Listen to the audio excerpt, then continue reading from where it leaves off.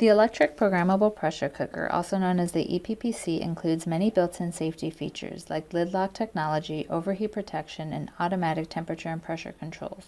Don't touch the hot surfaces, such as the stainless steel parts, and use the handles to move the EPPC, and never move it when it's under pressure. The steam release handle fits over the steam release valve and allows pressure to be released. The handle needs to be in the sealing position when using the pressure cooker function.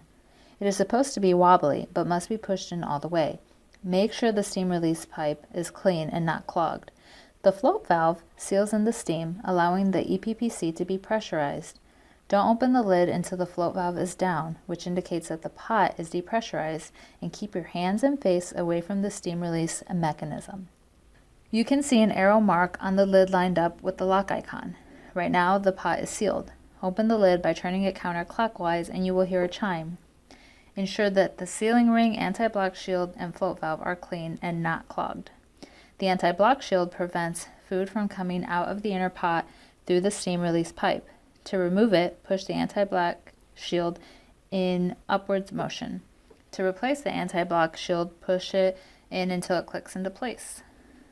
Here's the silicone cap for the float valve. It covers the float valve and keeps it in place. If you remove the cap, you have the steam release pipe. Steam travels through the inner pot through the pipe during steam release. The float valve and anti-block shield need to be cleaned periodically, especially after cooking starchy foods, and be careful not to misplace the silicone cap.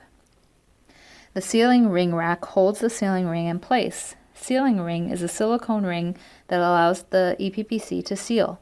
Make sure that the sealing ring is in place, and it should be flexible and not brittle or damaged.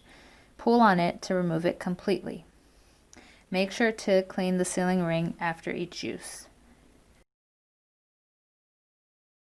Don't ever fill the inner pot more than 2/3 full with food or liquid. This can keep your food from pressure cooking appropriately.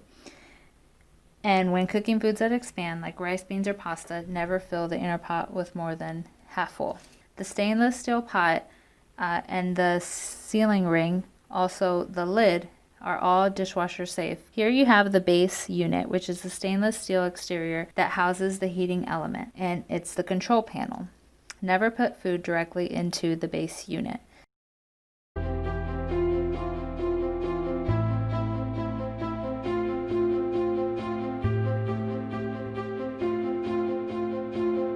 So I put it on for 5 minutes.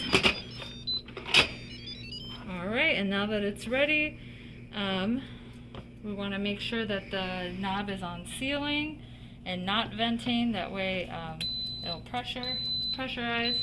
And you'll see the on label comes on. That means that the pressure cooker has to actually build up pressure, and then once it does, the cooking time will go back to 5, and it'll count down, and it'll let us know when it's done.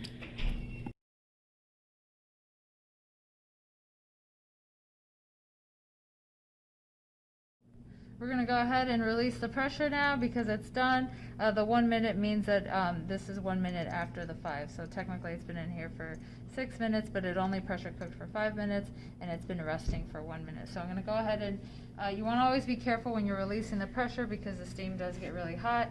So I'm going to go ahead and let it vent and do a quick release. This is a quick release of the pressure. So I just did a quick release. I'm going to go ahead and open it and release steam. And then if you want to take a look inside, we have our macaroni in there. So now all that's left is we're going to go ahead and add the cheddar cheese. We have mozzarella, and then also some Parmesan. Okay. And then all I'm going to do is just kind of mix it together while I'm adding a little bit of whole milk.